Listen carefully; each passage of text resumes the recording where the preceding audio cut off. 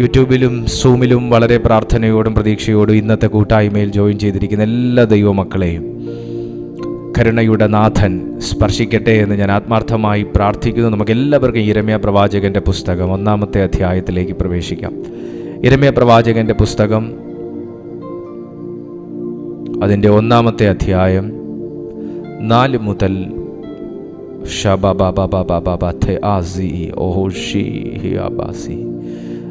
നമുക്ക് 10 വരെയുള്ള വാക്യം. 1-ാമത്തെ അധ്യായം അതിൻ്റെ 4 മുതൽ 10 വരെയുള്ള അനുഗ്രഹിക്കപ്പെട്ട തിരുവചനം ദൈവാത്മാവ് പ്രേരിപ്പിക്കുന്ന ആർക്കെങ്കിലും ഒരാൾക്ക് ബൈബിൾ എടുത്തവർക്ക് തുറന്ന് ശബ്ദമുയർത്തി വ്യക്തതയോടെ പ്രാർത്ഥിക്കാം. യിരെമ്യാ പ്രവാചകന്റെ പുസ്തകം 1-ാമത്തെ അധ്യായം 4-ാമത്തെ വാക്യം മുതൽ 10-ാമത്തെ വാക്യം വരെ ആർക്കെങ്കിലും ഒരാൾക്ക് ശബ്ദമുയർത്തി വായിക്കാം.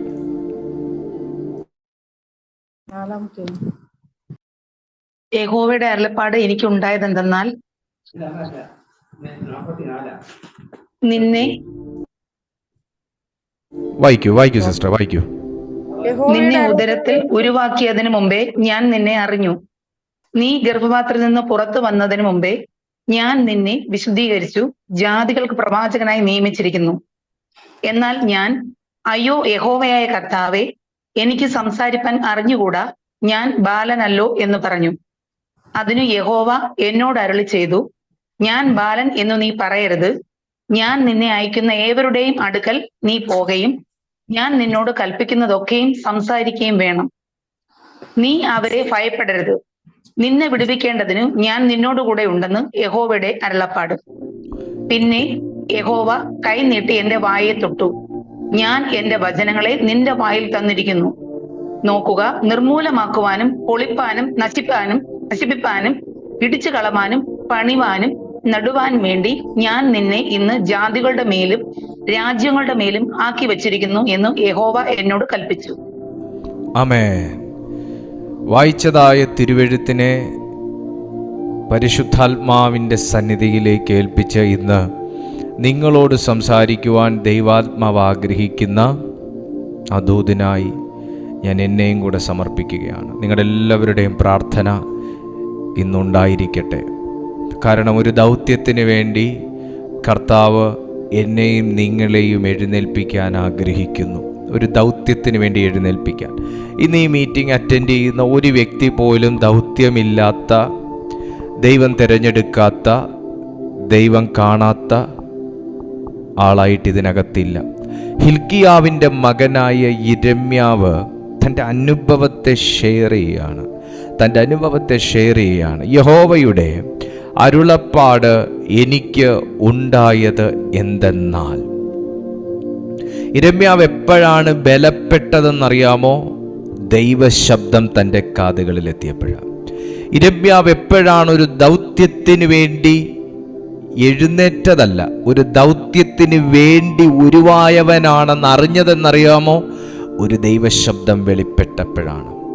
തനിക്ക് ഒരു പണിയുമില്ല, താൻ എഞ്ചിനീയറിങ്ങും പഠിച്ച് ജോലിയും കിട്ടാതെ നിന്നപ്പോൾ കർത്താവിൻ്റെ വേലയ്ക്ക് വേണ്ടി ഇറങ്ങിയവനെന്നല്ല, നിന്നെ അമ്മയുടെ ഉദരത്തിൽ ഉരുവാക്കിയത് തന്നെ ഒരു ദൗത്യത്തെ നിന്നിൽ കണ്ടുകൊണ്ടും നിക്ഷേപിച്ചുകൊണ്ടുമാണ് എന്ന് യിരെമ്യാ പറഞ്ഞത് എപ്പോഴാണെന്നറിയാമോ? ഒരു ദൈവശബ്ദം തന്നെ തൊട്ടപ്പോഴാണ്.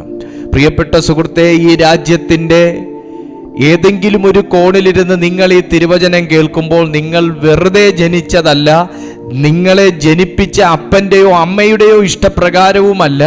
നിന്റെ അമ്മയുടെ ഉദരത്തിൽ കോരി ഒഴിച്ചപ്പോൾ തന്നെ ഒരു ദൗത്യത്തോടു കൂടെയാണ് നിങ്ങളുടെ സൃഷ്ടിപ്പ് നടന്നത് എന്ന് നിങ്ങൾ തിരിച്ചറിയേണ്ടതിന് ഇന്ന് ഈ ദൈവശബ്ദം ഒരു മനുഷ്യന്റെ വാക്കുകളായിട്ടോ വചസ്സുകളായിട്ടോ അല്ല, സാക്ഷാലാകുന്നവന്റെ ശബ്ദമായി നിങ്ങളുടെ കർണപടങ്ങളിൽ എത്തിയിട്ട് പരിശുദ്ധാത്മാവ് പറയുന്നു, ഇന്ന് നിങ്ങൾ ജോലിയില്ലാതെയോ, ഇന്ന് നിങ്ങൾ ദർശനമില്ലാതെയോ, ഇന്ന് നിങ്ങൾ ചെയ്യാനൊന്നുമില്ലാതെയോ, ഇന്ന് നിങ്ങൾ കഴിവില്ലാത്തതുപോലെയോ ഇരിക്കുന്നു എന്നുണ്ടെങ്കിൽ അതൊരു ശാപം പേറിയിട്ടല്ല, ദൈവം നിന്നെ ഒരു പ്രത്യേക ദൗത്യത്തിലേക്ക് തിരഞ്ഞെടുക്കാൻ ഒരു എണ്ണ നിന്റെ മേൽ വീഴുന്ന ഒരു മീറ്റിംഗ് ആയി പരിശുദ്ധാത്മാവ് മാറ്റും. എന്നോട് ദൈവാത്മാവ് വ്യക്തമായി പറയുന്നു, പ്രാപിച്ച ദൈവശക്തി പ്രാപിച്ച പരിശുദ്ധാത്മാവ്, പ്രാപിച്ച ദർശനം, ഏറ്റെടുത്ത ദൗത്യം, ഇതൊക്കെ ഹനിച്ചു കളയുന്ന, തകർത്ത് കളയുന്ന ചില വ്യാപാര ശക്തികൾ പേറി നടക്കുന്ന വ്യക്തിത്വങ്ങൾ ഇന്നത്തെ ഈ മീറ്റിംഗ് അറ്റൻഡ് ചെയ്യുന്നുണ്ട്. ഒന്നുകൂടെ ഞാൻ പറയാം. ഈ ദൈവത്തിൽ നിന്ന് കേട്ട ദൈവശബ്ദം, ദൈവത്തിൽ നിന്ന് പ്രാപിച്ച പരിശുദ്ധാത്മാവ്, ദൈവത്തിൽ നിന്ന് പ്രാപിച്ച ബലം, ദൈവത്തിൽ നിന്നും ദൈവവചനത്തിൽ നിന്നും പ്രാപിച്ച ധൈര്യം, ഇതിനെയൊക്കെ അകത്ത് കയറി നശിപ്പിച്ച് കളയുന്ന ഒരു വല്ലാത്ത വ്യാപാര ശക്തി ഇന്നത്തെ ഈ മീറ്റിങ്ങിനകത്ത് കൂടുന്ന ആരുടെയൊക്കെയോ ജീവിതത്തിലുണ്ട്. ആമേൻ. ഒരുപക്ഷെ നിന്നെ പേടിപ്പിച്ചായിരിക്കാം ഒന്നിനെ ഇറക്കാത്തെ, ഒരുപക്ഷെ നിങ്ങളെ സംശയിപ്പിച്ചിട്ടായിരിക്കാം ഒന്നിനെ ഇറക്കാത്തെ, ഒരുപക്ഷെ കൺഫ്യൂസ് ചെയ്തിട്ടായിരിക്കാം ഒന്നിനെ ഇറക്കാത്തെ, ഒരുപക്ഷെ നിങ്ങൾ മാനുഷിക ഭയം കൊണ്ടായിരിക്കാം ഒന്നിനെ ഇറങ്ങാത്തെ. പക്ഷേ ദൈവാത്മാവ് പറയുന്നു, നിന്റെ ധൈര്യത്തെ ചോർത്തുന്ന, നിന്റെ കൺഫർമേഷനെ കൺഫ്യൂഷനാക്കി മാറ്റുന്ന, നിന്റെ ധൈര്യത്തെ ഭീരുത്വമാക്കി മാറ്റുന്ന, നിങ്ങളുടെ അറിവിനെ അറിവില്ലായ്മയാക്കി മാറ്റുന്ന, നിങ്ങളുടെ വിശ്വാസത്തെ അവിശ്വാസമാക്കി കൺവേർട്ട് ചെയ്യുന്ന ആ ദുഷ്ടവ്യാപാരം ഇന്ന് നിന്റെ ജീവിതത്തിൽ നിന്ന് ദൈവം ക്യാൻസൽ ചെയ്യാൻ പോവാണ്. വിശ്വസിക്കുന്ന ആരെങ്കിലും ഇതിനകത്തുണ്ടെങ്കിൽ കരങ്ങൾ അടിച്ചോ, കരങ്ങൾ ഉയർത്തിയോ, മുഴങ്കാലിൽ മേൽ നിന്നോ നിന്റെ കരം സ്വർഗത്തിലേക്ക് ഉയർത്തുമെങ്കിൽ ഇന്ന് ദൈവം നിന്റെ കേസ് അറ്റൻഡ് ചെയ്യും.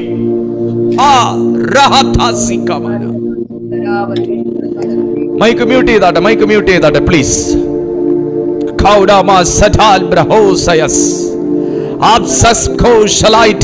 of God.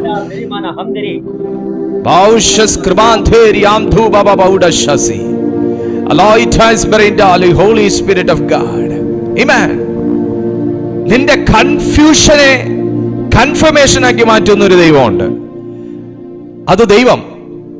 പക്ഷേ നിങ്ങളുടെ കൺഫർമേഷനെ കൺഫ്യൂഷനാക്കി മാറ്റുന്ന മറ്റൊരു സാധനമുണ്ട്. അത് സാത്താൻ. നിന്റെ ദൗത്യത്തെ മറക്കുമാറാക്കുന്ന, നിങ്ങളുടെ വിളിയെ മറക്കുമാറാക്കുന്ന, നിങ്ങളുടെ തെരഞ്ഞെടുപ്പിനെ മറക്കുമാറാക്കുന്ന ഒരു സാധനം. ഞാൻ അവന്റെ പേര് എടുത്തെടുത്ത് പറയുന്നില്ല, കാരണം ഈ പ്ലാറ്റ്ഫോമിൽ ഉയരേണ്ടത് ആ വൈരിയുടെ നാമമല്ല, എന്നെ വിളിച്ച് വേർതിരിച്ച കർത്താവിന്റെ നാമമാ. Lord, in the name of Jesus. യഹോവയുടെ അരുളപ്പാട് എനിക്കുണ്ടായത് എന്തെന്നാൽ പറഞ്ഞേ, എനിക്ക് വ്യക്തിപരമായ ഒരു അരുളപ്പാടുണ്ടെന്ന് പറഞ്ഞേ. എനിക്ക് വ്യക്തിപരമായ ഒരു അരുളപ്പാടുണ്ട്, എനിക്ക് വ്യക്തിപരമായ ഒരു ശുശ്രൂഷയുണ്ട്, എനിക്ക് വ്യക്തിപരമായ ഒരു അഭിഷേകമുണ്ട്. ഇതെല്ലാം യിരെമ്യാവേ അങ്ങ് എപ്പോഴും മറന്നുപോയല്ലോ. യെസ്, ഞാൻ മറന്നുപോയി. പക്ഷെ ഒരു ദൈവശബ്ദം തന്നെ തേടി വന്നത് എന്തിനാണെന്ന് അറിയാമോ? ഹിൽക്കിയാവിന്റെ മകനെ, നീ ജനിച്ച് എപ്പോഴോ ഏതൊക്കെയോ വിശ്വാസങ്ങളിൽ വളർത്തപ്പെട്ട് അങ്ങനെ കറങ്ങി നടന്നപ്പോ ഒരു പാസ്റ്റർ വന്ന് തലയിൽ കൈവച്ചു ദൂത് പറഞ്ഞതല്ല. നിന്നെ ഞാൻ കണ്ടത് നഥനയേലിനെ കണ്ടതുപോലെ അത്തിയുടെ കീഴിൽ വെച്ചല്ല. നിന്നെ ഞാൻ കണ്ടത് ഒരു കടലിൽ മീൻ പിടിച്ചുകൊണ്ടിരുന്ന സമയത്ത് ശൂന്യപടകുമായി വന്നപ്പോഴല്ല. നിന്നെ ഞാൻ കണ്ടത് ആടിനെ മേയ്ക്കാൻ വേണ്ടി നടന്നപ്പോഴല്ല. നിന്നെ ഞാൻ കണ്ടത് കാട്ടിൽ നടന്നപ്പോഴല്ല. നിന്നെ ഞാൻ കണ്ടത് നിന്റെ അമ്മയുടെ ഉദരത്തിനകത്ത് ഒരു സ്കാനിങ് മെഷീൻ പോലും കണ്ടെത്താൻ കഴിയാത്ത ഒരു സന്ദർഭമുണ്ട്.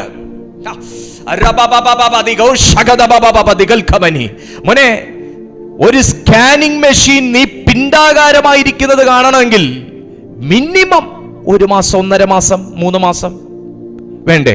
മിനിമം ഞാൻ 1 മാസം പറയുന്നു. മിനിമം 1 മാസം. മിനിമം. എനിക്ക് അറിഞ്ഞൂടാ 1 മാസത്തിൽ കാണാൻ പിണ്ഡാകാരമായിട്ടൊക്കെ കാണാൻ പറ്റും, ചെറിയ രീതിയിലൊക്കെ കാണാൻ പറ്റും. 1.25-1.5 മാസമൊക്കെ ആകുമ്പോൾ അറിയാൻ പറ്റും. എടാ, സ്കാനിങ് മെഷീന്റെ കണ്ണുകൾ നിന്റെ അമ്മയുടെ ഉദരത്തിന്റെ അകത്തേക്ക് ഇറങ്ങുന്നതിന് മുൻപേ എന്നിലേക്ക്, അവിടെയും തീർന്നില്ല, ഉരുവാകുന്നതിനു മുൻപേ. 5-ാമത്തെ വാക്യം ഒന്ന് വായിച്ചേ. നിന്നെ ഉദരത്തിൽ ഉരുവാക്കിയതിനും മുമ്പേ. അമ്മയുടെ ഉദരത്തിൽ വീണ് 1.5 മാസം ആയാലല്ലേ ആദ്യം എന്നെ സ്കാനിങ് മെഷീൻ കാണത്തുള്ളൂ. നീ നിന്റെ അമ്മയുടെ ഉദരത്തിനകത്ത് ഉരുവാകണമെന്ന് സ്വർഗം നിക്ഷേപിച്ച സന്ദർഭത്തിൽ, സ്വർഗം നിശ്ചയിച്ച സന്ദർഭത്തിൽ ദൈവം നിന്റെ പൂർണ്ണ രൂപം കണ്ടു.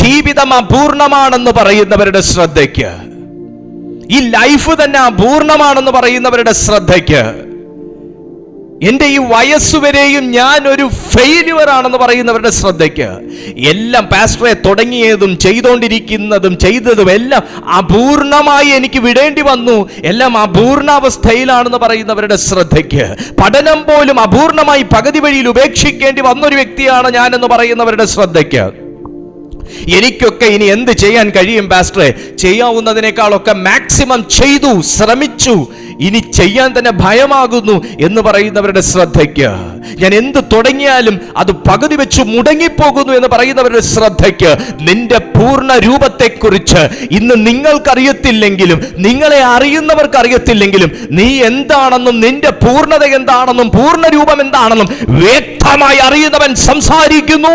നിന്റെ അമ്മയുടെ ഉദരത്തിൽ നിന്നെ അപൂർണമായിട്ടല്ല എന്റെ ദൈവം കണ്ടിരിക്കുന്നത്.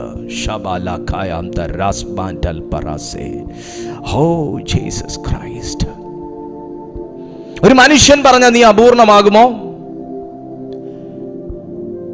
10 പേര് ചേർന്ന് നിന്ന് പറഞ്ഞാൽ നിങ്ങൾ അപൂർണമാകുമോ? ഒരു മനുഷ്യൻ മണ്ട എന്ന് വിളിച്ചാൽ നിങ്ങൾ മണ്ടനാകുമോ? ഒരു മനുഷ്യൻ പൊട്ടാന്ന് വിളിച്ചാൽ, കഴുതയെന്ന് വിളിച്ചാൽ. കഴിഞ്ഞ ദിവസം എൻ്റെ മോള് വന്ന് പറയാ, അപ്പ ദേ ആ അങ്കിൾ ആ മോളെ ഡി കഴുതേ ഇവിടെ വാടി എന്ന് പറയുന്നു.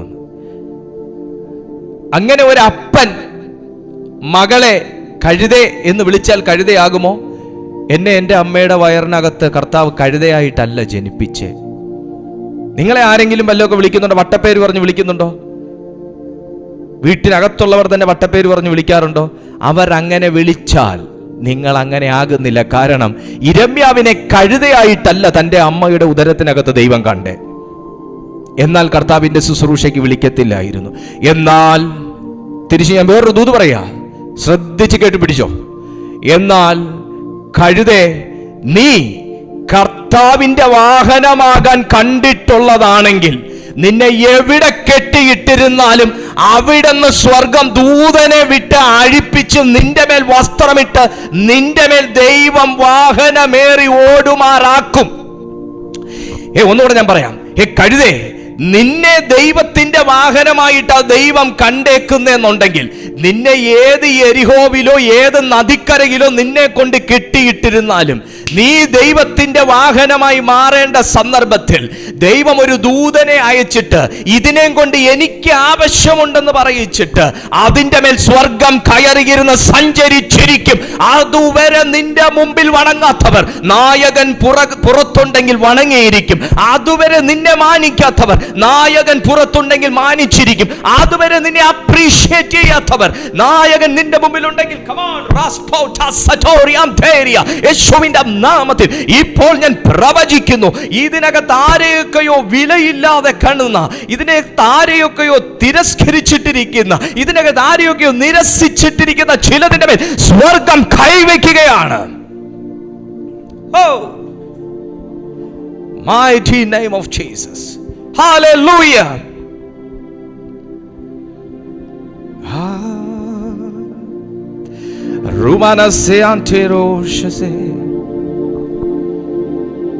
എന്നെ എൻ്റെ മദർ കണ്ടത് പുറത്തു വന്നതിന് ശേഷം, എന്നെ എൻ്റെ അപ്പ കണ്ടത് പുറത്തു വന്നതിന് ശേഷം,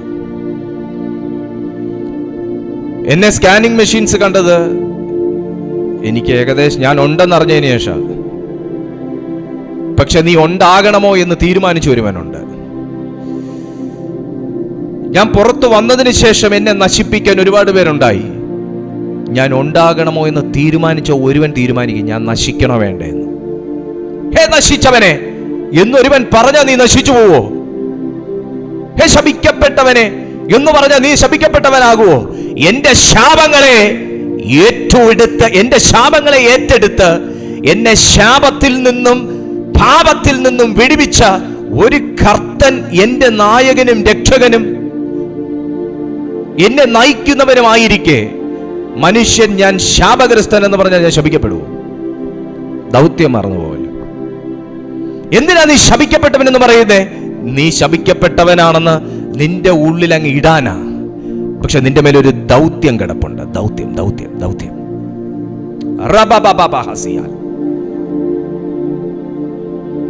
ആമേൻ. മോളെ, നീ വിശ്വസിക്കുന്നുണ്ടോ നിന്റെ മേലൊരു ദൗത്യം ഉണ്ടെന്ന്? നീ വിശ്വസിക്കുന്നുണ്ടോ ആ ദൗത്യത്തിലേക്ക് കർത്താവിന് നിന്നെ എടുത്തുയർത്താൻ കഴിയുമെന്ന്? നിനക്ക് വിശ്വാസം വേണം. ഹല്ലേലൂയ. എന്നാൽ യഹോവയുടെ അരുളപ്പാട് എനിക്കുണ്ടായതെന്തെന്നാൽ, നിന്നെ ഉദരത്തിൽ ഉരുവാക്കിയതിനു മുൻപേ ഞാൻ നിന്നെ അറിഞ്ഞു. അല്ലെ, എനിക്കിനി എന്തോ വേണം? എന്നെ അറിഞ്ഞു എന്ന് പറഞ്ഞാൽ എൻ്റെ നല്ലതും തീയതും അറിഞ്ഞു എന്നർത്ഥം. മനുഷ്യർ നിങ്ങളെ സ്നേഹിക്കുന്നത് നിങ്ങളുടെ നല്ലത് കണ്ടോണ്ടാ. പക്ഷെ ദൈവം എന്നെ സ്നേഹിച്ചത് എൻ്റെ നല്ലതും ചീത്തയും കണ്ടോണ്ടാ. അതാ എൻ്റെ ദൈവത്തിൻ്റെ പ്രത്യേകത. ദൈവം ഒരുവനെ അറിഞ്ഞാലുള്ള പ്രത്യേകത അതാ, വഴിയിലിട്ടേച്ചു പോകത്തില്ല. കാരണം എൻ്റെ നല്ലതും തീയതും അവിടുന്ന് അറിയുന്നു. നിന്നെ ഉദരത്തിൽ ഉരുവാക്കിയതിനു മുൻപേ ഞാൻ നിന്നെ അറിഞ്ഞു. നീ ഗർഭപാത്രത്തിൽ നിന്ന് പുറത്തു വന്നതിനു മുൻപേ ഞാൻ നിന്നെ വിശുദ്ധീകരിച്ചു. അടുത്തത് തൻ്റെ ദൗത്യത്തെ ദൈവം വെളിപ്പെടുത്തിയിരിക്കുകയാണ്. ജാതികൾക്ക് പ്രവാചകനായി നിയമിച്ചിരിക്കുന്നു. ദൈവത്തിൻ്റെ നാമം വഹിക്കുക മാത്രമല്ല, ദൈവത്തിൻ്റെ ഗിഫ്റ്റുകൾ യൂസ് ചെയ്യുന്ന ഒരുവനായി ദൈവം യിരെമ്യാവിനെ വിശുദ്ധീകരിച്ചു. എപ്പോഴാണ് ഒരുവന് ദൈവത്തിൻ്റെ വേലയിലേക്ക് ചുവട് വെക്കാൻ കഴിയുന്നത്? ദൈവം ഒരുവനെ വിശുദ്ധീകരിച്ച് കഴിയുമ്പോഴാണ്. എപ്പോഴാണ് ഒരു വ്യക്തിക്ക് ദൈവത്തിൻ്റെ വേലയിലേക്ക് ചുറുചുറുക്കോടെ എഴുന്നേൽക്കാൻ പറ്റുന്നത്? ദൈവം അവനെയും അവൻ ദൈവത്തെയും അറിഞ്ഞു കഴിയുമ്പോഴാണ്. എപ്പോഴാണ് ദൈവം ഒരുവനെ അറിയുന്നത്? ഞാൻ വന്നിട്ട്, കർത്താവേ, ഞാൻ ദീപു കൃഷ്ണ, വയസ്സ് ഇത്ര, ഇന്ന ദേശത്ത് ജനിച്ചു, ഇത്രാമത്തെ വയസ്സിൽ ഞാൻ രക്ഷിക്കപ്പെട്ടു എന്ന് പറയുമ്പോഴല്ല. അപ്പോഴെന്നെ അറിയുന്നത് മനുഷ്യരാണ്. ഞാൻ അങ്ങനെയൊക്കെ ടെസ്റ്റിമണി പറയുമ്പോൾ എന്നെ അറിയുന്നത് മനുഷ്യരാണ്. പക്ഷെ എൻ്റെ അമ്മയുടെ ഉദരത്തിനകത്ത് ഞാൻ വീഴുന്നതിനു മുൻപേ സ്വർഗം എന്നെ അറിഞ്ഞു. ഞാൻ ഇനി ദൈവസന്നിധി ചെന്ന് ടെസ്റ്റിമണി പറയുമ്പോഴല്ല കർത്താവ് എന്നെ അറിയുന്നേ, ദൈവം എന്നെ അറിഞ്ഞു. കുഞ്ഞെ, നീ ഉള്ളതുപോലെ, നീ ആയിരിക്കുന്നത് പോലെ, നീ എന്താണോ ആ നിലയിൽ നിന്നെ അറിഞ്ഞതുകൊണ്ട് തന്നെ നിന്നെ വിളിച്ചേ.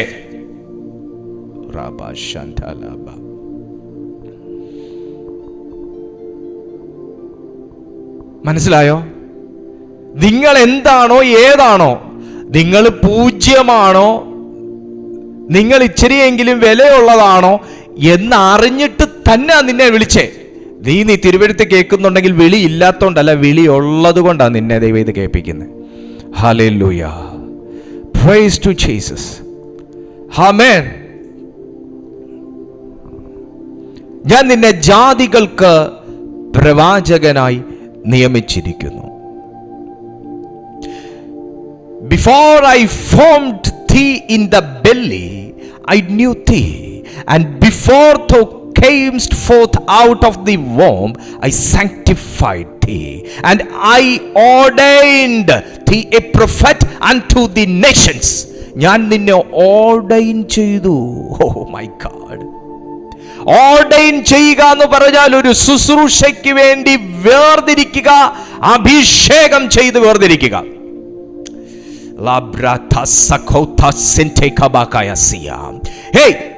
വിശുദ്ധീകരിച്ചു എന്ന് പറഞ്ഞാൽ പാപത്തിൽ നിന്നും വിശുദ്ധീകരിച്ചു, കുറവുകളിൽ നിന്നും വിശുദ്ധീകരിച്ചു, പോരായ്മകളിൽ നിന്നും വിശുദ്ധീകരിച്ചു.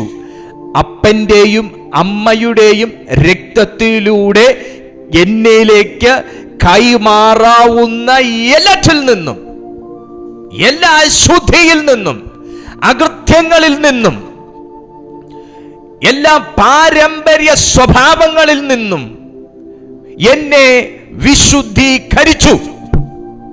എന്നിട്ടോ എന്നെ ആ ഉദരത്തിനകത്തു വെച്ച് തന്നെ എന്നെ ഓർഡൈൻ ചെയ്തു. ആമേൻ. +2 കഴിഞ്ഞിട്ട് ഇനി എന്തോ സബ്ജക്റ്റ് എടുക്കുമെന്ന് ഡിഗ്രി കഴിഞ്ഞ പലരോടും പോയി നമ്മളെല്ലാവരും ചോദിച്ചിട്ടുണ്ട്. അല്ലെങ്കിൽ നമ്മൾ എവിടെയെങ്കിലുമൊക്കെ നമ്മൾ എന്തോ ചെയ്യും, ബ്രൗസ് ചെയ്യും. എന്താ +2 കഴിഞ്ഞ് എടുക്കാൻ പറ്റിയ സംഭവം എന്താ? ഞാൻ ഇനി ഡിഗ്രിയിലേക്ക് കയറണോ അതോ മറ്റെന്തെങ്കിലും കോഴ്സ് ഞാൻ എടുക്കണോ? നമ്മൾ അന്വേഷിക്കും. അത് നമ്മൾ +2 വരെ എത്തിയതിന് ശേഷം അടുത്തത് എന്ത് എന്ന് ചിന്തിക്കും. ഇത് വയറിനകത്ത് വെച്ച് തന്നെ നടന്ന കോർഡിനേഷനെ കുറിച്ചാണ് ഈ പറയുന്നേ. ഹല്ലേലൂയ. വയറിനകത്ത് വെച്ച് നടന്ന ഓർഡിനേഷനെ കുറിച്ചാണ് പറയുന്നേ. ഞാൻ ഉദരത്തിനകത്ത് ഉരുവായപ്പോൾ തന്നെ എൻ്റെ അമ്മയോ അപ്പനോ എന്നെ ഇവനെ ഇന്നതാക്കണം എന്ന് ചിന്തിക്കുന്നതിനു മുൻപേ എന്നെ എന്താക്കണമെന്ന് ചിന്തിച്ചു കഴിഞ്ഞ ഒരു സ്വർഗീയ പിതാവിനെ ഓർത്ത് ഞാൻ ദൈവത്തിന് സ്തോത്രം ചെയ്യുന്നു. തലമുറകളെക്കുറിച്ച്, മക്കളെക്കുറിച്ച്, കുഞ്ഞുങ്ങളെക്കുറിച്ചൊക്കെ ഒത്തിരി വ്യാകുലപ്പെടുന്ന അമ്മയപ്പന്മാരുടെ ശ്രദ്ധയ്ക്ക് ഞാൻ പ്രസംഗിക്കുന്ന ദൈവം നമ്മുടെ ദൈവമാണ്. ഞാൻ പ്രസംഗിക്കുന്ന കർത്താവ് നമ്മുടെ കർത്താവാ. അവിടുത്തേക്ക് എന്നെക്കുറിച്ചും നിങ്ങളെക്കുറിച്ചും മാത്രമല്ല, നമുക്ക് വളർത്താൻ തന്നിരിക്കുന്ന നമ്മുടെ മക്കളെക്കുറിച്ചും ബൃഹത്തായ പദ്ധതിയുണ്ട്. ആ പദ്ധതിയിലേക്ക് ഞാൻ അവനെ ഏൽപ്പിക്കുന്ന കർത്താവെ എന്ന് പറയുന്നിടത്താണ് മാതാവേ, പിതാവേ, നമ്മുടെ വിജയം. ഹല്ലേലൂയ. മക്കൾ ജോലിക്ക് പോകുന്നത് ഇഷ്ടമില്ലാത്തൊരു ദൈവത്തെക്കുറിച്ചല്ല ഞാൻ പ്രസംഗിക്കുന്നത്. ഏത് മക്കളുണ്ടായാൽ അതെല്ലാം സുവിശേഷകന്മാരാകണം എന്ന് പറയുന്ന ഒരു ദൈവത്തെക്കുറിച്ചുമല്ല ഞാൻ പ്രസംഗിക്കുന്നത്. സുവിശേഷ വേല ജോലിയിൽ ഇരുന്നു കൊണ്ട് ചെയ്യാൻ കഴിയുമെന്ന് വിശ്വസിക്കുന്ന ഒരു വ്യക്തിയാണ് ഞാൻ. ആമേൻ. ജോലിയിൽ ഇരുന്നു കൊണ്ട് സുവിശേഷ വേല ചെയ്താൽ അത്രയും നല്ലത്. നിനക്ക് ആരുടെ മുമ്പിലും കൈ നീട്ടേണ്ടി വരത്തില്ലല്ലോ. എന്നാൽ ഫുൾ ടൈം മിനിസ്ട്രിക്ക് വേണ്ടി വിളിച്ചിരിക്കുന്ന അനുഗ്രഹിക്കപ്പെട്ട ദൈവദാസന്മാരുണ്ട്. അവരെ ദൈവം അതിനുവേണ്ടി മാത്രം വിളിച്ചതാണ്. എന്നാൽ നിന്നെ ദൈവം ഒരു മൾട്ടി ടാസ്കോടുകൂടെ വേല ചെയ്യാൻ വിളിച്ചിട്ടുണ്ടെങ്കിൽ അതിനും നീ വിമുഖത കാണിക്കരുത്. നിനക്ക് ദൈവം പ്രത്യേക കൃപ തന്നിട്ടുള്ളതുകൊണ്ടാണ്. ഫുൾ ടൈം മിനിസ്ട്രി ചെയ്യുന്ന കർത്തൃദാസന്മാര് ചെയ്യുന്ന വേല നമുക്കും ചെയ്യാൻ പറ്റത്തില്ല. നമ്മളെ വിളിച്ച വേല അവർക്കും ചെയ്യാൻ പറ്റത്തില്ല. ഓർഡൈൻഡാ. ദൈവം പ്രത്യേകമായി ഓർഡൈൻ ചെയ്തേക്കുന്നതാ. Praise to Jesus. ഇന്ന് എന്നെ കണ്ടുകൊണ്ടിരിക്കുമ്പോൾ നിങ്ങളുടെ വീട്ടുകാർ നിങ്ങളെ അംഗീകരിക്കുന്നോ ഇല്ലയോ എനിക്കറിഞ്ഞുകൂടാ. നിങ്ങളുടെ കൂടപ്പിറപ്പുകൾ അംഗീകരിക്കുന്നോ ഇല്ലയോ, സഭ അംഗീകരിക്കുന്നോ, പാസ്റ്റർ അംഗീകരിക്കുന്നോ, നിങ്ങളുടെ കൂട്ടുകാർ അംഗീകരിക്കുന്നോ, നാട്ടുകാർ അംഗീകരിക്കുന്നോ എനിക്കറിഞ്ഞുകൂടാ. പക്ഷേ എന്നെ കണ്ടുകൊണ്ടിരിക്കുന്ന മുഴുവൻ ജനത്തോട് ഞാൻ പറയുന്നു, ദൈവം അംഗീകരിച്ചവർ മാത്രമേ ഈ മെസ്സേജ് കേൾക്കുന്നുള്ളൂ. ആമേൻ. ദൈവം അംഗീകരിച്ചവർ മാത്രമേ ഈ മെസ്സേജ് കേൾക്കുന്നുള്ളൂ. Praise to Jesus. ഞാൻ നിന്നെ ഓർഡൈൻ ചെയ്തിരിക്കുന്നു. ഞാൻ നിന്നെ ഓർഡൈൻ ചെയ്തിരിക്കുന്നു. ഞാൻ നിന്നെ ഓർഡൈൻ ചെയ്തിരിക്കുന്നു.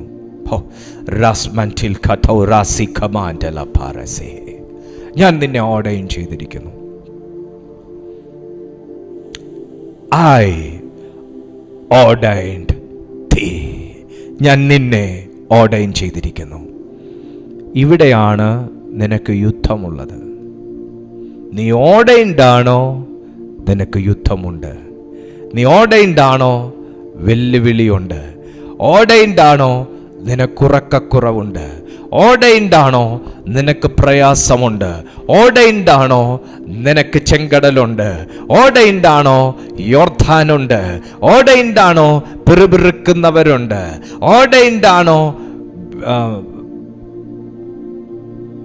ഹാമാനുണ്ട്. ഓർഡൈൻഡ് ആണ്. എസ്തേർ എന്ന് പറയുന്ന ആ രാജ്ഞി കൊട്ടാരത്തിലേക്ക് കർത്താവ് ഓർഡൈൻ ചെയ്തപ്പോഴാണ് അവിടെ ഒരു ഹാമാൻ തല ഉയർത്തി എഴുന്നേറ്റത്. ഓർഡൈൻഡ് ആണോ? വെല്ലുവിളിയുണ്ട്. നീ ഓർഡൈൻഡ് ആണോ? നിനക്ക് 7 മണിക്ക് TV-യുടെ ചോട്ടിൽ സീരിയൽ കാണാനിരിക്കാനൊക്കത്തില്ല. നിനക്ക് പ്രാർത്ഥിക്കാൻ വിഷയങ്ങളുണ്ടാവും. നീ ഓടേണ്ടാണോ? നിനക്ക് 24 മണിക്കൂർ ലുലുമാളി കിടന്ന് കറങ്ങാനൊക്കത്തില്ല. ഓടേണ്ടാണോ? ബീച്ചിൽ പോയിരുന്ന് കപ്പലണ്ടി കുറച്ചിരിക്കാനൊക്കത്തില്ല. ഓടേണ്ടാണോ? അടുത്ത ദിവസാട്ടെ, അടുത്ത ദിവസാട്ടെ, അടുത്ത ആട്ടി ആട്ടി ആട്ടി ആട്ടി അടുത്ത ദിവസം ആട്ടെ ആട്ടെ ആട്ടെ ആട്ടെ. ആ വർഷമേ കടന്നു പോകും. പിശാച് ഊതിപ്പറത്തും. അത് കർത്താവിൻ്റെ ഊത്തല്ല. ഞാൻ ദൈവത്തെ അറിഞ്ഞവരോട് മാത്രമാണ് സംസാരിക്കുന്നത്. അങ്ങനെയുള്ളവർ ഒരുപാട് പേരുണ്ട്. അതുകൊണ്ടാണ്. ദൈവത്തിന് മഹത്വം ഉണ്ടാകട്ടെ. അങ്ങനെയുള്ള ഒരുപാട് പേരുണ്ട്. നാളെയാട്ടെ, നാളെയാട്ടെ, നാളെയാട്ടെ. അത് തന്നെ സാത്താന് എളുപ്പം. കാരണം ഇങ്ങനെ ആടി ആടി ഇരിക്കുമല്ലേ, പറിച്ചങ്ങ് എടുത്താൽ മതി. ആമേൻ. ഓടേണ്ടാണോ? നിനക്ക് വെല്ലുവിളി ഉണ്ട്. എന്താണ് വെല്ലുവിളി? ആദ്യം സ്വയം അകത്തുനിന്നൊരു വെല്ലുവിളി വരും. ശ്രദ്ധിച്ച് കേൾക്കണം. ഞാൻ ഇപ്പം നിർത്തും. ഇച്ചിരി ലേറ്റായി തുടങ്ങിയത് തന്നെ. അകത്തുനിന്ന് തന്നെ ഒരു വെല്ലുവിളി വരും. നമ്മുടെ വെല്ലുവിളിയെല്ലാം പുറത്തല്ല, നമ്മുടെ വെല്ലുവിളി മുഴുവൻ കിടക്കുന്ന അകത്താ. കേട്ടോ? എന്നാൽ 6ാമത്തെ വാക്യം, എന്നാൽ ഞാൻ അയ്യോ യഹോവയായ കർത്താവേ എനിക്ക് സംസാരിക്കാൻ അറിഞ്ഞുകൂടാ. അയ്യോ യഹോവയായ കർത്താവേ എനിക്ക് സംസാരിക്കാൻ അറിഞ്ഞുകൂടാ, എനിക്ക് പ്രാർത്ഥിക്കാൻ അറിഞ്ഞുകൂടാ. ഇവിടെ പ്രാർത്ഥിക്കാൻ പറയുന്ന സമയത്ത് ആരും മൈക്ക് അൺമ്യൂട്ട് ചെയ്യാറില്ല.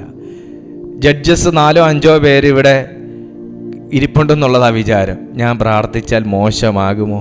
എനിക്ക് സ്ഫുടതയോടെ ആ ആൻറ്റി പ്രാർത്ഥിക്കുന്ന പോലെ, ആ ബ്രദർ പ്രാർത്ഥിക്കുന്ന പോലെ, ആ പാസ്റ്റർ പ്രാർത്ഥിക്കുന്ന പോലെ ആരെ മാർക്കിടാനുള്ള? ആ സ്വർഗം അല്ലാതെ. എനിക്ക് സംസാരിക്കാൻ അറിഞ്ഞുകൂടാ. ആദ്യത്തെ വെല്ലുവിളി, ആദ്യത്തെ പോരാട്ടം, ആദ്യത്തെ പൈശാചിക ശക്തി ഇവിടുന്ന് എഴുന്നേക്കുന്നത്. എനിക്കറിഞ്ഞുകൂടാ, എനിക്ക് പറ്റത്തില്ല, ഞാൻ ചെയ്താൽ പൂർണ്ണമാകത്തില്ല, ഞാൻ ചെയ്താൽ മോശമാകും, ഞാൻ പ്രാർത്ഥിച്ചാൽ ദൈവം കേൾക്കൂല, ആ പാസ്റ്റർ 2 അന്യഭാഷയും കൂടെ ചേർത്ത് പ്രാർത്ഥിച്ചാലേ ദൈവം കേൾക്കുള്ളൂ, എനിക്കറിഞ്ഞുകൂടാ. എടാ, നിനക്കൊന്നും അറിയത്തേ ഇല്ല എന്ന് ഒരുപാട് വട്ടം മനസ്സിൽ പറയുന്നുണ്ടെങ്കിൽ സ്പിരിറ്റ് വേറെയാണ്, പ്രവചനാത്മാവല്ല. ദൈവത്തിന് മഹത്വം ഉണ്ടാകട്ടെ. അത് പ്രവചനത്തിൻ്റെ ആത്മാവല്ല. എനിക്കറിഞ്ഞുകൂടാ, എനിക്കറിഞ്ഞുകൂടാ. എന്ത് കാര്യം ഒരുപാട് വട്ടം ഉള്ളിൽ പറയുന്നോ എല്ലാം ആത്മാവ് പറയുന്നതല്ല. എനിക്ക് വയ്യ, എനിക്ക് വയ്യ, എനിക്ക് വയ്യ. ഒന്ന് പരിശോധിക്കുന്നത് നല്ലതാ. ലാബിൽ കൊണ്ട് പരിശോധിക്കുന്ന കാര്യമല്ല, സ്വയം ആത്മാവേദാന്ന് പരിശോധിക്കുന്നത് നല്ലതാണ്. എനിക്ക് ഇന്നടത്ത് വേദനയുണ്ട്, ഇതിനിപ്പോൾ മറ്റേതായിരിക്കുമോ? ഞാൻ അതിൻ്റെ പേരൊന്നും പറയുന്നില്ല കേട്ടോ. ഇത് മറ്റേതായിരിക്കുമോ ഇനി? കാരണം ആ വ്യക്തിക്ക് അങ്ങനെയാണെന്ന് കേട്ട് പരിശോധിച്ച സമയത്ത് ഇന്നതാ. എടാ, നീ ആ സ്പിരിറ്റിനെ ഒന്ന് പരിശോധിക്കുന്നത് നല്ലതാ. നിന്നെ ദൈവം ഓർഡൈൻ ചെയ്തിരിക്കുന്നത് രോഗിയായിട്ടല്ലെങ്കിലോ? അങ്ങനെയൊന്നും ഇതിനകത്ത് പറയുന്നില്ലല്ലോ. നിന്നെ ദൈവം ജാതികൾക്ക് പ്രവാചകൻ, ജാതികൾക്ക് പ്രവാചകൻ. ഇരമ്യാവ് പറയുക, ഓ എനിക്ക് നടുവിന് ഭയങ്കര വേദനയാണ്, വിലക്കടിച്ചിരിക്കുകയാ, ഇന്ന് കാലിന് വയ്യ, നാളെ തലയ്ക്ക് വയ്യാതിരിക്കാൻ സാധ്യതയുണ്ട്, മറ്റന്നാൾ പല്ലുവേദന വരാൻ സാധ്യതയുണ്ട്. നേരത്തെ പ്രവചിച്ചിട്ടേക്കുക. അനാവശ്യമായ പ്രവചനങ്ങൾ, എല്ലാ ദുർപ്രവചനങ്ങൾ നിന്റെ വായ് കൊണ്ട് പറഞ്ഞ് സ്തംഭിപ്പിച്ചു വെച്ചിരിക്കുന്നത്, നിന്റെ മനസ്സിൽ പറഞ്ഞ് സ്തംഭിപ്പിച്ചു വെച്ചിരിക്കുന്നത്, പിശാചിന് കൊടുത്തിരിക്കുന്ന അവകാശങ്ങൾ, നിന്റെ മേലുള്ള ഓർഡിനേഷന് വിരോധമായി കിടക്കുന്ന സകലതും ഇപ്പോൾ യേശുവിന്റെ നാമത്തിൽ ശാസിക്കുക. നിന്നിലേക്ക് ഒരു ദൈവ സാന്നിധ്യം വരാൻ തടസ്സമായി സൃഷ്ടിച്ചു വെച്ചിരിക്കുന്നത്, നിന്നിലേക്ക് ഒരു ദൈവപ്രവൃത്തി വെളിപ്പെടാൻ തടസ്സമായി നിലനിർത്തിയിരിക്കുന്നത് യേശുവിന്റെ നാമത്തിൽ ശാസിക്കാം.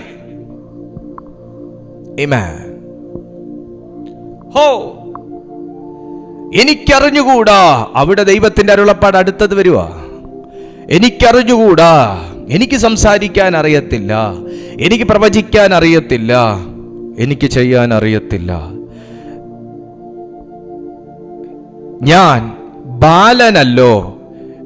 എടാ, ഒരു ബാലനും ബാലനായിരിക്കാൻ ഒരു കാലമില്ല. എല്ലാ കാലവും ബാലനായിട്ടിരിക്കുവോ? ജനിച്ചിട്ട് മരിക്കുന്നവരെ ബാലനായിട്ടിരിക്കുവോ? ആത്മീയ ഗോളത്തിൽ ജനിച്ചിട്ട് മരിക്കുന്നവരെയും ബാലന്മാരും ബാലികമാരായിട്ടിരിക്കുന്നവരാ കൂടുതൽ. അല്ലാന്ന് പറയാൻ പറ്റുമോ? കയറി വരാനൊരാഗ്രഹം വേണ്ടേ? വളരാനൊരാഗ്രഹം വേണ്ടേ? അല്ല, മുന്നിലേക്ക് വരാനൊരാഗ്രഹം വേണ്ടേ? ചില ദൗത്യങ്ങൾ എടുക്കാൻ ഒരു ആഗ്രഹം വേണ്ടേ? ദൗത്യത്തിന് വിളിച്ചതാ, പക്ഷെ പിന്മാറി പിന്മാറി റിവേഴ്സ് അടിച്ചിരിക്കുക. എവിടെ വളരും? എങ്ങനെ വളരും? ഒരു വൃക്ഷമാണേ പോലും, ഒരു വള്ളിച്ചെടിയാണേ പോലും മുന്നോട്ടാ വളരുന്നേ, പുറകിലോട്ട് വളർന്ന ചരിത്രം ഇല്ല. താഴേക്ക് വളരുന്ന വേറെ സാധനമുണ്ട്, മരിച്ചിനി. അതിനെ മനുഷ്യന് കാണാനും പറ്റത്തില്ല. പിന്നെ കിഴങ്ങ് വർഗ്ഗങ്ങൾ എല്ലാം താഴേക്കാണ് വളരുന്നത്, താഴേക്കാണ്, മണ്ണിനടിയില്ല. എടാ മോനെ, പുറത്ത് നിന്നെ ആർക്കെങ്കിലുമൊക്കെ ഒന്ന് കാണണമെങ്കിൽ ഉപയോഗിക്കണമെങ്കിൽ നീ മണ്ണിൻ്റെ മേളിൽ വരണം. ഹല്ലേലൂയ. ഇത് താഴോട്ടാണ് വളർന്നു പോകുന്നത് എല്ലാം. Praise to Jesus. എന്തോ ദൗത്യമായിട്ടിരിക്കുന്നതെന്ന് നിങ്ങൾ മനസ്സിലാക്കണം. മുന്നിലേക്ക് വരാനുള്ള താല്പര്യം കാണിക്കുക. ദൈവം നിങ്ങളെ സഹായിക്കട്ടെ. എന്നാൽ ഞാൻ യഹോവയായ കർത്താവേ, എനിക്ക് സംസാരിപ്പാൻ അറിഞ്ഞുകൂടാ, ഞാൻ ബാലനല്ലോ എന്ന് പറഞ്ഞു. 7-ാമത്തെ വാക്യം. അതിന് യഹോവ എന്നോട് അരുളി ചെയ്തത്, ഞാൻ ബാലൻ എന്ന് നീ പറയരുത്. എന്തോ ആകണമോ അതേ പറയാവൂ. മനസ്സിലായോ? എന്തോ ഞാൻ എന്റെ ശത്രു എന്നെ കുറിച്ചൊരു വാക്ക് പറയുന്നു. ദൈവം തമ്പുരാൻ വിചാരിക്കണം അത് അതുപോലെ നടക്കണമെങ്കിൽ. എന്നാൽ ശത്രുവിന്റെ വായിലെ വാക്ക്, അവൻ എന്നെ നോക്കി ശപിച്ചു. എന്തായാലും ശപിച്ചതല്ലേ, ശാപം ഏക്കാതിരിക്കുവോ? ഉണ്ടാവും, ശാപം ഏക്കുമായിരിക്കും എന്ന് ഞാൻ പറഞ്ഞു പോയോ? അവൻ പറഞ്ഞതല്ല വിഷയം, ഞാൻ പറഞ്ഞതാണ് വിഷയം. അവൻ എന്നെ നോക്കി കറുത്തവെന്ന് വിളിച്ചിരിക്കുന്നു, ഞാൻ അത്ര കറുപ്പാണോ എന്ന് പറഞ്ഞു പോയോ? കൊച്ചേ, നിനക്ക് ഉള്ള വെളുപ്പും കൂടെ പോയി കിട്ടും. അവൻ എന്നെ നോക്കി, അവന്റെ മൂക്ക് അങ്ങനെ ഇരിക്കുന്നു, അവന്റെ കണ്ണിങ്ങനെ ഇരിക്കുന്നു, അത്ര വൃത്തികേടാണോ എൻ്റെ കണ്ണ്? നിനക്കൊരു സംശയം, അത് പറയാനാണ് ഞാൻ ഇങ്ങനെ തമാശ രൂപേണ പറഞ്ഞു വന്നത്. നിനക്കൊരു സംശയം നിന്റെ ഉള്ളിൽ വന്നാൽ അത് നിന്നെക്കുറിച്ചല്ല, നിന്റെ ഓർഡിനേഷനെ കുറിച്ചുള്ള സംശയമാണ് നിനക്ക്. ഞാൻ എങ്ങനെ സംസാരിക്കാനാ കർത്താവേ? ഞാൻ ബാലനല്ലേ, കുഞ്ഞല്ലേ. എടാ, ആത്മീയ ജീവിതത്തിൽ കുഞ്ഞ് കളിക്കുന്നതിനൊക്കെ ഒരു പരിധിയുണ്ട്. കാരണം ദൈവം നിന്നെ ഓർഡൈൻ ചെയ്തേക്കുന്നത് അമ്മ വെച്ചുണ്ടാക്കുന്നതും കഴിച്ച് വല്ലപ്പോഴും പണിക്കും പോയി കിട്ടുന്ന കാശും കൊണ്ട് വീട്ടിൽ കൊടുത്ത് പിന്നെ കിടന്നുറങ്ങി, പിന്നെ 2 ദിവസം കയ്യിൽ കാശില്ലാതെ വരുമ്പോൾ വീണ്ടും ഇറങ്ങി വല്ല പണിക്കും പോയി പിന്നെ 1000 രൂപ വീട്ടിൽ കൊണ്ട് കൊടുക്കാനാണെങ്കിൽ ഇത്രയും പ്രശ്നമില്ല. നിന്നെ വിളിച്ചേക്കുന്നതേ ഒരു ഓർഡിനേഷനോടെയാ. അവിടെയാ വിഷയം. നിന്റെ മേലൊരു വിളി കിടപ്പുണ്ട്, അതാ ഈ വിഷയം. വിളി ഇല്ലായിരുന്നെങ്കിൽ ഒരു പ്രശ്നവും ഇല്ലായിരുന്നു. നിനക്ക് ലോകത്തിന്റെ കൂട്ടത്തിന് തോടാമായിരുന്നു. പക്ഷെ ഇത് വിളി വേറെയാ. ഈ വിളിക്കകത്ത് നീ ഒരു ആമേൻ പറഞ്ഞാൽ ഈ വിളി വേറെ ആർക്കും ഇല്ല എന്നുള്ളത് നീ അനുഭവത്തിൽ തിരിച്ചറിയും. ആമേൻ. കാരണം ജീവനുള്ള ദൈവത്തിൻ്റെ ആത്മാവിനെ വഹിക്കാനുള്ളൊരു വിളിയാ. ഞാൻ പ്രവാചകനാണോ, ഞാൻ ഭൂതശാന്തി ശുശ്രൂഷയുള്ള വ്യക്തിയാണോ, ഞാൻ ഹീലിംഗ് മിനിസ്റ്ററാണോ, ഞാനൊരു ഉപദേഷ്ടാവാണോ, ഞാനൊരു സുവിശേഷകനാണോ, ഇതൊന്നും അല്ല ഇപ്പം എന്നെ ചിന്തിപ്പിക്കുന്നത്. ജീവനുള്ള ദൈവത്തിൻ്റെ ആത്മാവിനെ വഹിക്കാനുള്ള ഒരു വിളി എനിക്ക് കിട്ടിയല്ലോ. എന്തെങ്കിലും ഒരു മനപ്രയാസം വന്നാലും ഒന്നുമില്ലേലും കതക് അങ്ങോട്ട് വലിച്ചടച്ചേച്ച് മുറിക്കകത്ത് കയറിയിരുന്ന് പ്രാർത്ഥിക്കാനുള്ള, ഒരാത്മാവിനെ വഹിക്കാനുള്ള ഒരു കൃപ നിന്റെ മേൽ ദൈവം ഇട്ടില്ലേ? അതൊരു ഓർഡിനേഷനാണ്. അത് ഓർഡിനേഷൻ നിന്റെ മേലുള്ളതുകൊണ്ട്.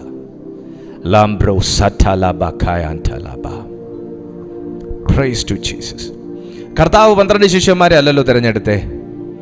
കർത്താവിൻ്റെ കൂടെ അസോസിയേറ്റ് ചെയ്യാൻ താല്പര്യമുള്ള എല്ലാവരെയും കർത്താവ് കൂട്ടി. പക്ഷെ എത്ര നിന്നു എന്നതാ വിഷയം. കാരണം വന്നതെല്ലാം അപ്പവും മീനും കണ്ടിട്ട് വന്ന വരവുകളാണ്. വന്നതൊക്കെ കർത്താവിൻ്റെ അഭിഷേകം കണ്ടും ശുശ്രൂഷ കണ്ടും ഒക്കെ വന്നൊരു വരവാ. അപ്പോഴത്തേക്കുള്ളൊരു ഹായ് കണ്ടു വന്നൊരു വരവാ. അപ്പോഴത്തേക്ക് കർത്താവ് ഷൈൻ ചെയ്യുന്ന കണ്ടിട്ടുള്ളൊരു വരവാ. എനിക്കും അതുപോലെ ഒന്ന് ഷൈൻ ചെയ്യണം.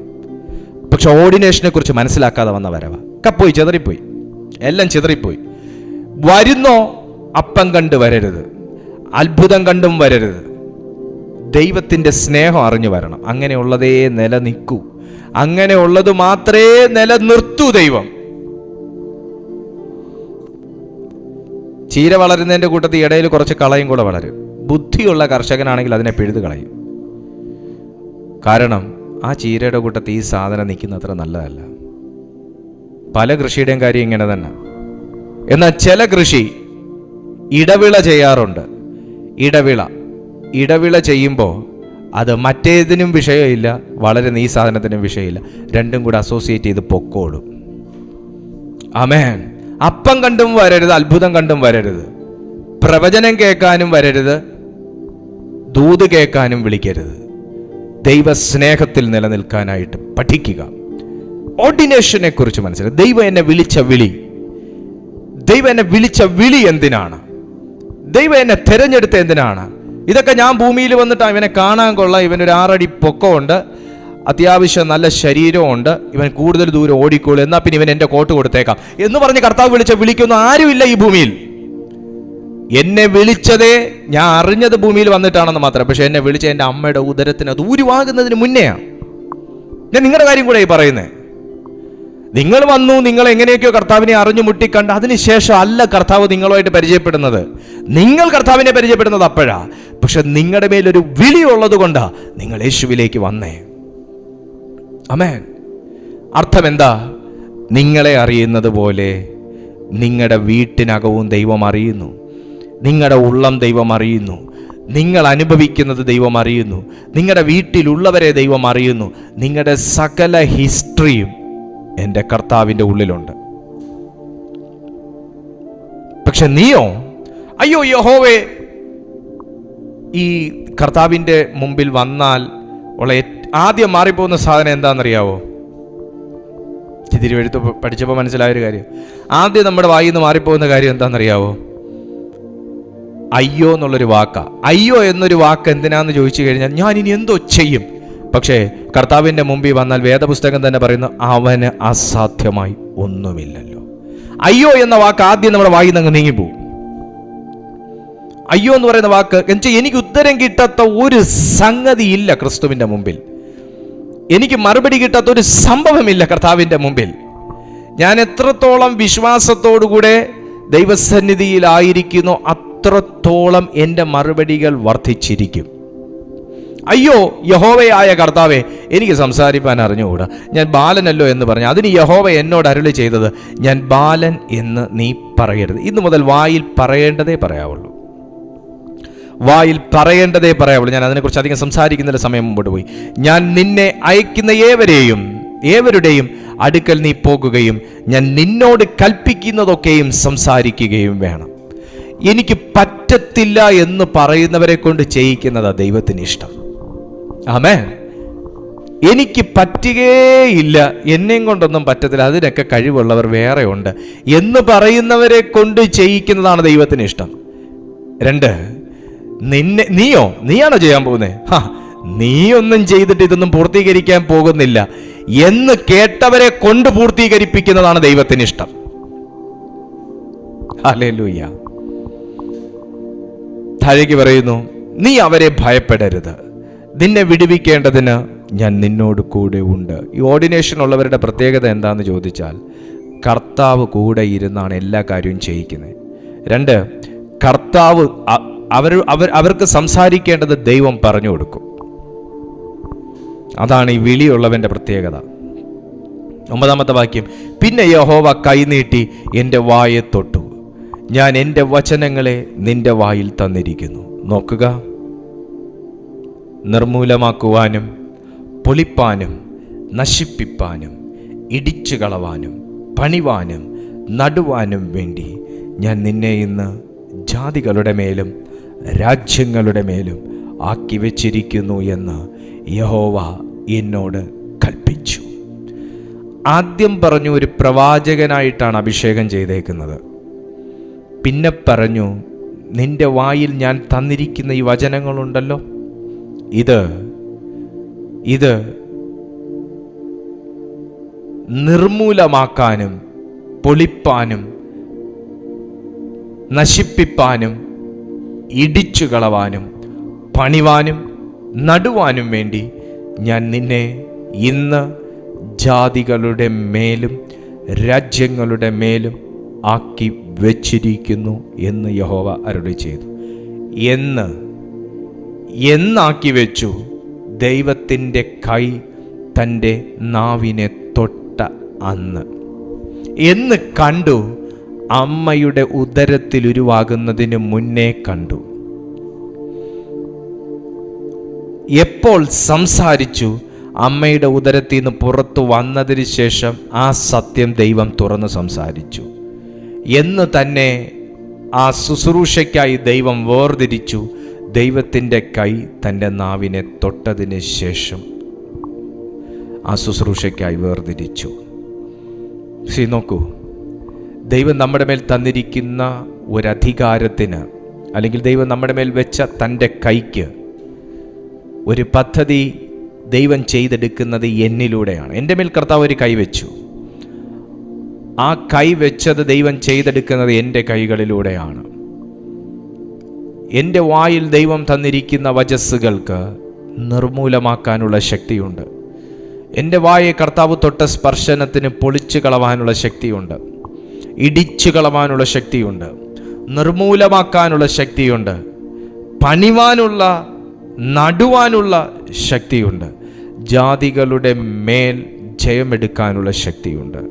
ഇന്ന് ഈ സന്ദേശം കണ്ടുകൊണ്ടിരിക്കുമ്പോൾ പ്രിയപ്പെട്ട ദൈവമക്കളെ, കർത്താവ് വിളിച്ച് വേർതിരിച്ചവരും വിശുദ്ധീകരിച്ചവരുമായുള്ളവരെ, ദൈവം നിങ്ങളെ വെറും ഒരു വിളിയല്ല, കഷ്ടതയ്ക്കുള്ളൊരു വിളിയല്ല. ദൈവം നിങ്ങളെ വിളിച്ചിരിക്കുന്നത് ഒരു ഓർഡിനേഷനോടുകൂടെയാണെങ്കിൽ ഈ സന്ദേശത്തിൻ്റെ ശക്തി നിൻ്റെ മേൽ വ്യാപരിക്കാൻ പോവുകയാണ്. നിങ്ങളുടെ മുമ്പിൽ പൊളിഞ്ഞു മാറേണ്ടത് ഇന്നയോളവും പ്രബലപ്പെട്ട് നിൽക്കുന്നെങ്കിൽ നിന്റെ മേൽ ദൈവം ഒരു കൈവയ്ക്കാൻ പ്രാർത്ഥിക്കുക. ശേഷം യിരെമ്യാവിൻ്റെ ശുശ്രൂഷ അസാധാരണമായിരുന്നു. നിന്നെ പണിയാൻ ദൈവം വിളിച്ചിരിക്കുന്നു. പക്ഷെ പണിയപ്പെടാൻ സമ്മതിക്കാതെ നിൽക്കുന്ന ചില പണിയെ നിനക്കിതുവരെ തകർക്കാൻ പറ്റിയിട്ടില്ലെങ്കിൽ യിരെമ്യാവിനെ തൊട്ടതുപോലൊരു കരം നിന്നെ തൊടാൻ പ്രാർത്ഥിക്കുക. നീ ചിലതിനെ പണിയാൻ ദൈവത്തിൻ്റെ ആത്മാവ് എഴുന്നേൽപ്പിക്കും. നിങ്ങൾക്ക് നിങ്ങളുടെ മുമ്പിൽ നിർമൂലമാകേണ്ടത് ഇന്നും വേരുറച്ചു നിൽക്കുന്നുണ്ടെങ്കിൽ യിരെമ്യാവിനെ തൊട്ടതുപോലൊരു കരം നിങ്ങളെ തൊടാൻ പ്രാർത്ഥിക്കുക. അടുത്ത സെക്കൻഡിൽ നിന്റെ വായിൽ നിന്ന് വരുന്ന വാക്കുകളാൽ അത് നിർമൂലമായി പോകും. നിങ്ങളുടെ മുമ്പിൽ ചില ശക്തികൾ എഴുന്നേറ്റ് നിൽക്കുന്നെങ്കിൽ നിങ്ങൾ പ്രാർത്ഥിക്കുക. ജാതികളുടെ മേലുള്ളൊരു പ്രത്യേക അധികാരം പരിശുദ്ധാത്മാവ് നിന്റെ മേൽ വരുത്തും. പ്രാർത്ഥിക്കുക. ദൈവത്തിൻ്റെ പരിശുദ്ധാത്മാവേ, ഇന്നത് ചെയ്യുവാൻ തക്കവണ്ണം എന്നെ ശക്തീകരിക്കണമേ എന്ന് പ്രാർത്ഥിച്ചു തുടങ്ങുക. ദൈവത്തിൻ്റെ കരം ഇന്ന് നിങ്ങളുടെ മേൽ വരുവാൻ സമയമായി.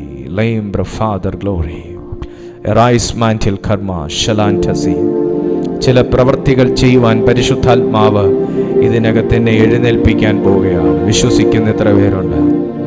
ചില പ്രവൃത്തികൾ ചെയ്യുവാൻ നിന്നെ എവിടെ ദൈവമാക്കി വെച്ചിരിക്കുന്നു, ഏത് ദേശത്ത്, ഏത് പട്ടണത്തിൽ, ഏത് ദിക്കിൽ നിന്നെ ദൈവമാക്കി വെച്ചിരിക്കുന്നു, അതിൻ്റെ മധ്യത്തിൽ നിനക്കൊരു വേലയുണ്ട്.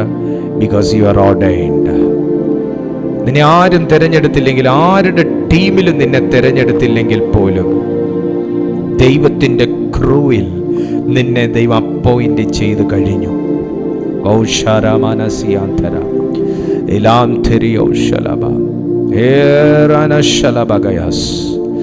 പ്രാർത്ഥിക്കുക. ഒരു ദൈവകരം ഇതിനകത്ത് വിശ്വസിക്കുന്നവരുടെ മേൽ വരാൻ പോവുകയാണ്. ഒരു ദൈവകരം വിശ്വസിക്കുന്നവരുടെ മേൽ,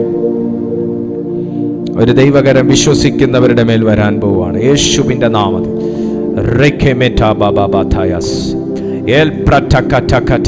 പ്രാർത്ഥിച്ചു തുടങ്ങിയ യേശുവിൻ്റെ നാമത്തിൽ ജീവിതം സ്തംഭിച്ചതുപോലെ നിൽക്കുന്ന അവസ്ഥ, ആത്മീയ ജീവിതം സ്തംഭിച്ചതുപോലെ നിൽക്കുന്ന അവസ്ഥ യേശുവിൻ്റെ നാമത്തിൽ ഇടിഞ്ഞു മാറട്ടെ. സാമ്പത്തിക മേഖലകൾ സ്തംഭിച്ചതുപോലെ നിൽക്കുന്ന അവസ്ഥ യേശുവിൻ്റെ നാമത്തിൽ ഈ വചനത്താൽ ഇടിച്ചു മാറ്റുക. ആ സ്തംഭനാവസ്ഥയെ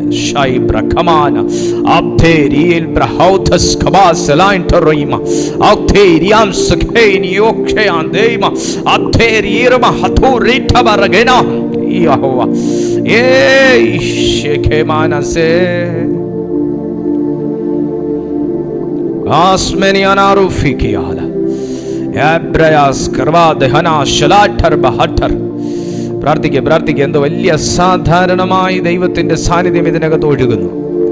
ആരെയൊക്കെയോ പരിശുദ്ധാത്മാവ് സ്പർശിക്കുകയാണ്.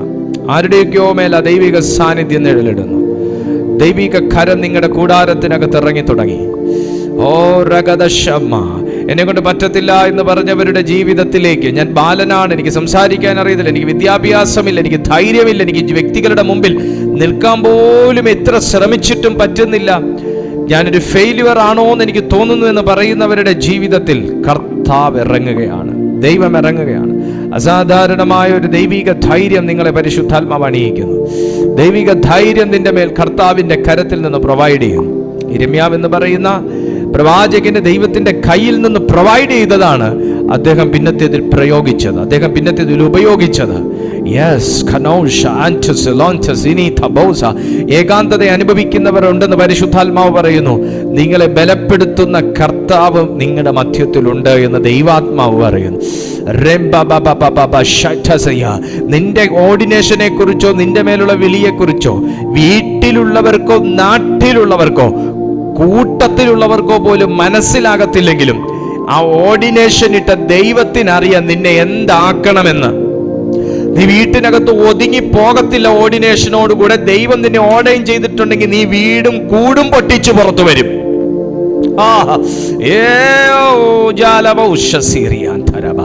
യേശുവിന്റെ അധികാരമുള്ള നാമത്തിൽ ജയമെടുക്കുന്നു.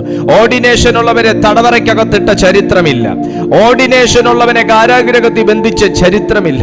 ഓർഡിനേഷൻ ഉള്ളവന്റെ കാലം വൈകിപ്പിച്ച ചരിത്രമില്ല. ആമേൻ. അവനെ തടവറയ്ക്കകത്തിട്ടിട്ടുണ്ടെങ്കിൽ പോലും രാത്രിക്ക് രാത്രി പരിശുദ്ധാത്മാവ് ഇറങ്ങി അടിസ്ഥാനം പൊളിച്ച ചരിത്രവും ബൈബിളിലുണ്ട്. നിനക്ക് വേണ്ടി ദൈവം വർക്കിംഗ് ടൈമിലായിരിക്കത്തില്ല ഇറങ്ങുന്നത്, നിനക്ക് വേണ്ടി ദൈവം ആൺ ടൈമിലും ഇറങ്ങി വരും. ജീസസ്. ഇത് 10 to 5 കളിയല്ല, ഇത് 10 to 5 കളിയല്ല. ദൈവമക്കൾക്ക് ദൈവത്തിന്റെ സേവനം ആൺ ടൈമിലും വെളിപ്പെട്ടിരിക്കും.